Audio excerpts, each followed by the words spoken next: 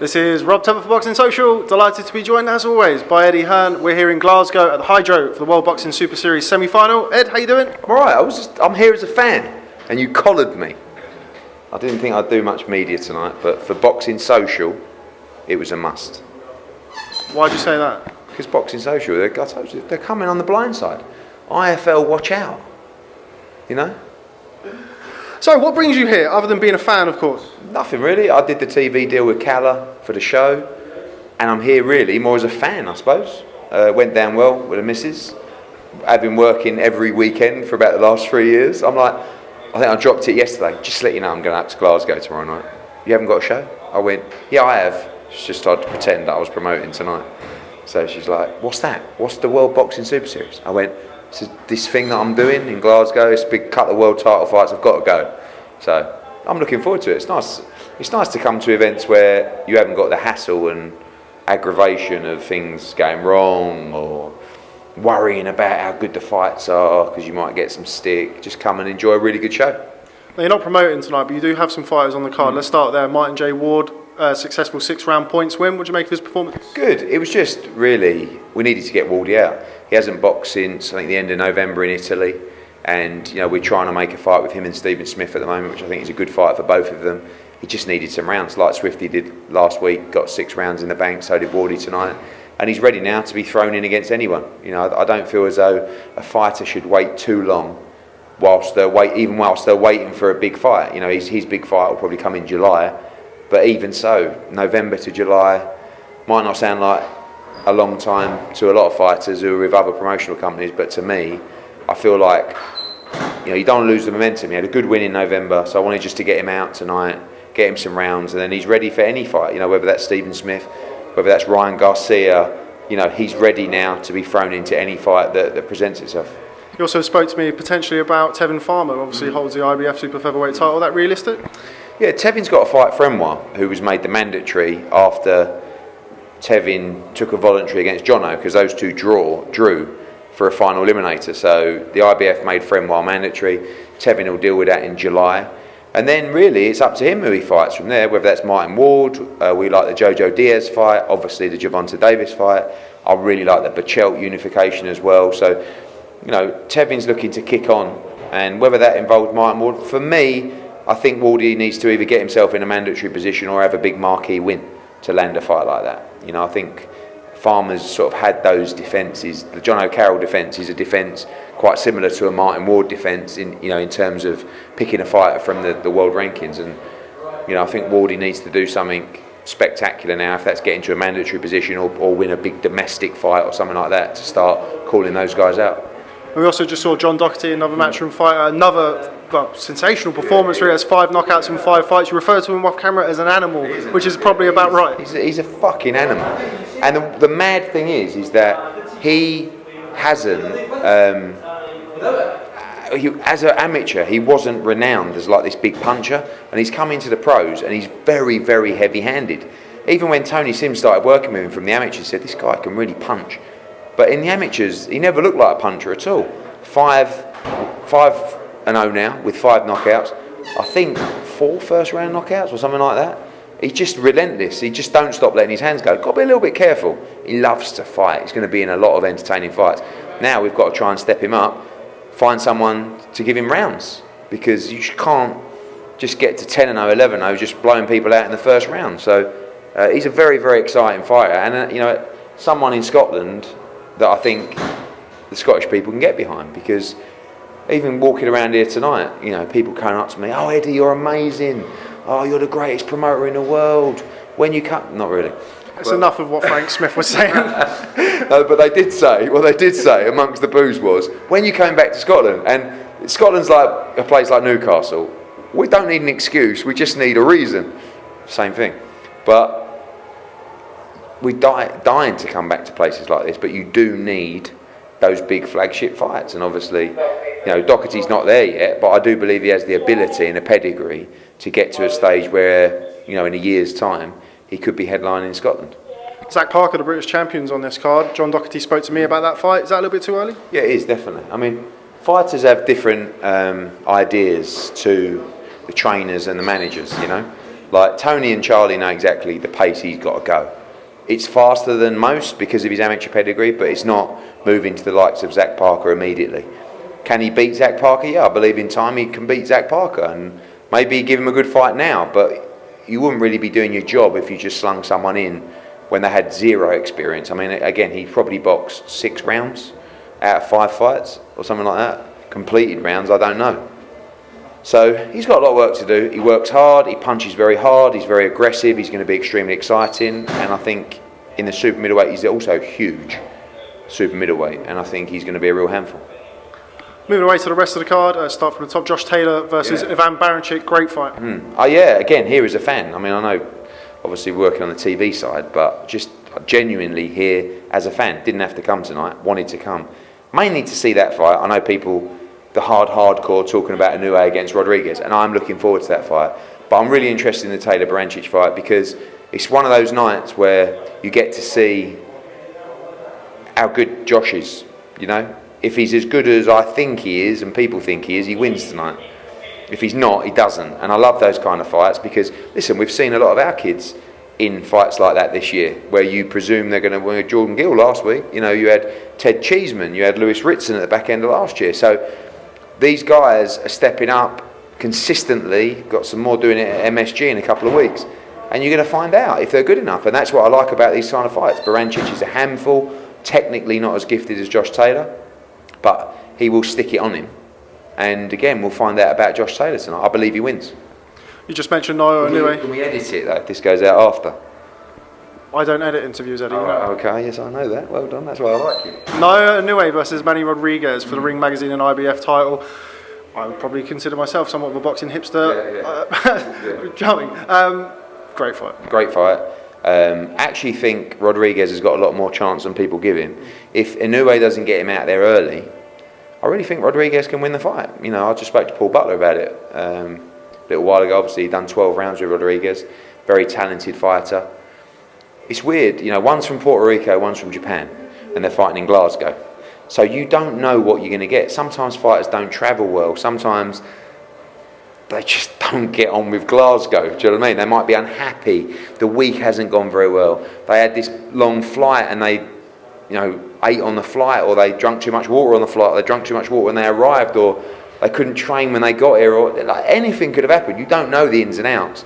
Normally, we do, being involved, but again, talking to you as a fan, if everything's well with both camps, you favour Inoue, but I wouldn't be surprised at all if Rodriguez won tonight. A fight that's been mooted for Nairo Inoue was somebody who unfortunately had to withdraw, Ryan Burnett, who's now no longer with Matchroom. I haven't spoken to you since that. Could you explain to me what happened there? With Ryan? No, Adam came to me and just said, have you got anything for Ryan Burnett? And we didn't. He said that he was talking to other people. I said, you know, by all means. At the end we talked about maybe a Danny Roman fight or the winner of Roman and Dehenny. But obviously a really good opportunity come up for them, and I think it was the right move for them. You know, obviously if we don't have those fights for him, or those big fights for him, he's got to look elsewhere. He's been brilliant to work with, as is Adam. We had an amazing time with Ryan. Probably put it up there as a real, you know, one of our big achievements, getting him the world title, or helping him get the world title, and unifying straight away. And when he chose to go in the World Boxing Super Series, you know, that was discussed with us. We were all happy with that. And then sort of after there, I just felt that, you know, the profile dipped to a level well below where it was when he unified, if that made sense. So, you know, we didn't quite have the momentum anymore, and you know, I think he's made the right choice. And I watched him last night, sadly. Coogan sent me the link, and I did watch it. I thought he boxed really well. I think he'll do a lot better at super bantamweight. I think he's a very, very good fighter. And look, we've got Danny Roman, the super bantamweight unified champion, and we've also got the mandatory with the WBA, Akhmad Aliyev. So, you know, we'll probably see him again, and I hope we can get him in those kind of fights. With Top Rank, no problem working with them, and of course MTK. So, yeah, I wouldn't be surprised if our paths crossed again. Just 2 weeks away from Anthony Joshua. I haven't spoken to you since the announcement. Anthony Joshua versus Andy Ruiz. Any further additions to that card potentially? Yeah, so, I mean, the worst kept secret of the world, Callum Smith being on the card, which will be announced probably tomorrow. Of course, we've got Katie Taylor in the undisputed fight. We've got Chris Algieri against Tommy Coyle, which is a great fight. We've got Josh Kelly against Ray Robinson, which, by the way, is a great fight. That's another fight which we talk about, you know, Jordan Gill, Lewis Ritson, Ted Cheeseman. This is Josh's step up. And just because you may not have heard of Ray Robinson, just like look at the record. He just drew and got robbed against, can't even pronounce his name, Kavaligas, who's top 5 with nearly every governing body at 147 pounds. Watch the fight. This is a really tough fight for Josh Kelly, you know, and the pressure's on him in that fight. It's likely Joshua Buatsi will be on the card as well.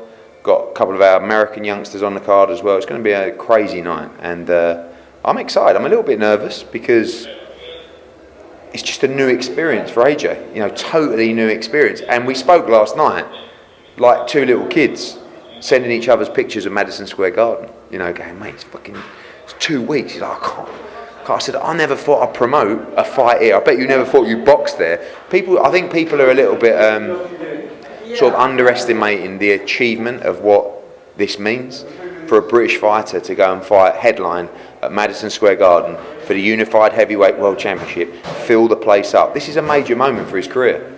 But it's a moment where it's a new ring, it's a new time zone, it's a new commission, it's a new arena. Normally it's, hey Josh, AJ, yeah, it's your change room. Oh, we know this. You know, commission coming, hello AJ, wrap the hands, yeah, good. Now it's, no, might have to take those wraps off. You know, all kinds of different things. New ring, you know, this feels a bit weird.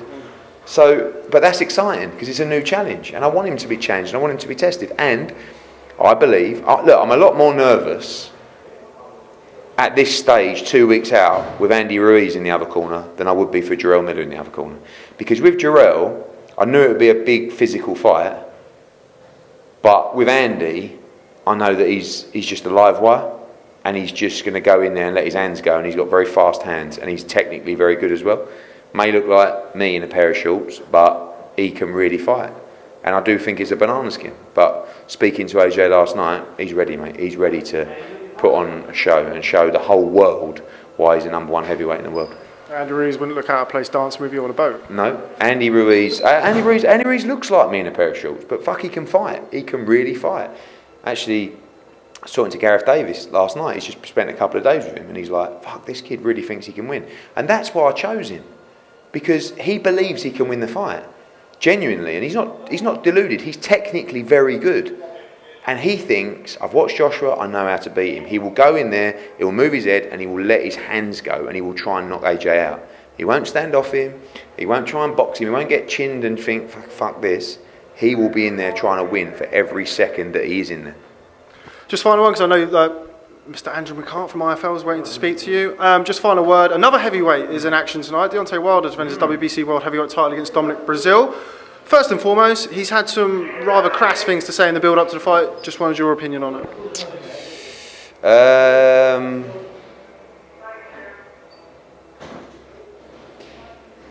I think he's, I don't know, I think he's sort of, I worry a bit for him in this fight tonight, because I think he's sort of lost his mind a little bit. I mean, again, I'm not going to criticise the fact that they're about to fill up all the seats in the arena with comps, because it hasn't sold at all. But when he stood on the stage last night and said, "Bomb squad," listen to the noise in the room he was in. There was no one there. All right? Watch the weigh-in for AJ against Ruiz and compare the difference. And I think he's trying so hard. I think he's trying so hard to be outspoken and to be controversial. And you know, someone sent me a video of him doing an interview after the Spilka fight, where he said, "I was really concerned about Spilka, and you know, he was laying there, and I just wanted him to move, and you know, you never really want to hurt anyone in the ring." And then now he's saying this. So, and when you start talking about yourself in the third person and saying, "Well, there's two sides to Deontay," and it's like, I think that he's just, he's either believing his own hype, or he's just started to lose control of his emotions and his mental state. And that's why I'm a bit worried about him in the fight, because 9 times out of 10, Wilder beats Brazil. But I just think he's lost the plot. I think he doesn't know what he's doing. I think he's getting all the kind of wrong advice. I think he's trying to be something that he's not. And I think when that happens, when you lose control of the moment That's when you get beat in a sport like boxing. That's why I always talk to AJ about in 2 weeks' time. You have to be in control. That's a bit cheesy, but whenever a fighter goes away into a different environment, I always try and sort of tell them to be in the moment then, because it's so easy in a fight just to lose. What the fuck? Right, let me go into bronze bomber mode. Yes, this is not Deontay Wilder anymore. This is the bronze bomber. It's like, mate, what are you talking about? But if you start believing that hype, it's all very well saying it in front of the camera. But if you actually start believing that bullshit and that hype, that's when it becomes a danger. That's why the minute you get complacent in life, business, sport, whatever it is, then that's when you put yourself in danger of getting beat. And I think he might be in that. I hope not. I hope Wilder wins.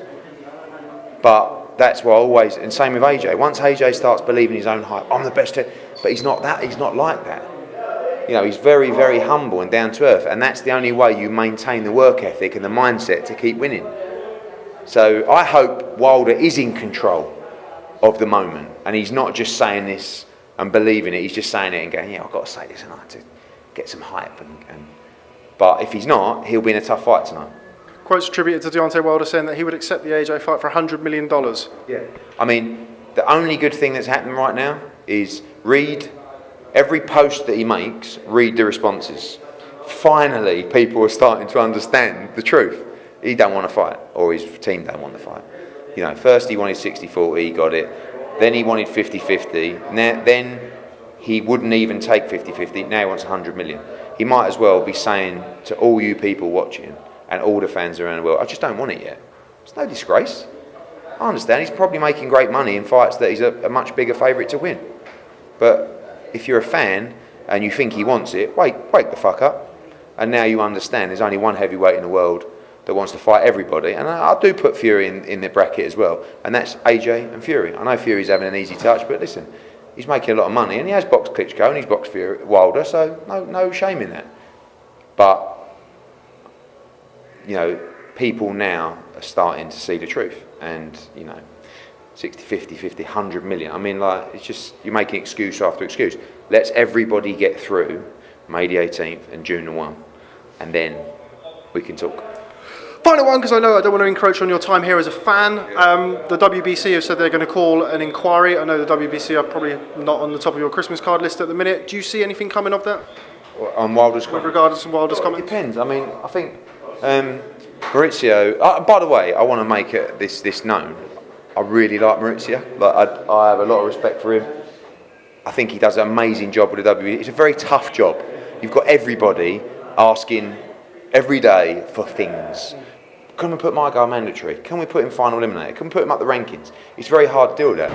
He actually had a pop at me the other day saying I was the king of double standards. In an interview with Boxing Social. Well, there you go. So now we'll see about double standards, because only 2 weeks ago he came out and said, in fact they posted a picture of Charlo and Harrison head to head saying this is not acceptable under the WBC code of conduct, right? So what Wilder has said, if that's the case, Wilder, listen, he ain't going to be banned, but he should, like that. If they're taking the code of ethics so seriously, he probably should be. If this was in Britain, the British Boxing Board of Control would fine Wilder, I don't know, 50 grand, 100 grand. We saw Billy Joe get fined, didn't we? 100 grand, something, I mean, whatever it was. We'll see. I'm, like I said, the king of double standards, apparently. So we'll see about the double standards when we see what they do about this new code of conduct. I don't care what they do with Deontay Wilder. What I do care about is what they do with Dillian Whyte.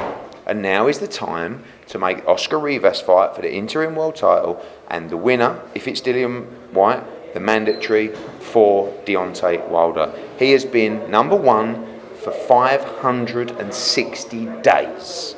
Okay, and you've got a guy fighting tonight, Dominic Breazeale, who is mandatory. Mandatory. What has he done? He got knocked out by Joshua, and then he beat Ngannou, and he beat Eric Molina, right? And that's it. You give him the mandatory, and you don't give it to the guy who beat Derek Chisora, Robert Helenius, Lucas Brown, Joseph Parker, Derek Chisora again, and is now fighting Oscar Rivas. So WBC, See what you do with your code of ethics. You're doing an amazing job on everything. VADA testing, weight management program, code of ethics.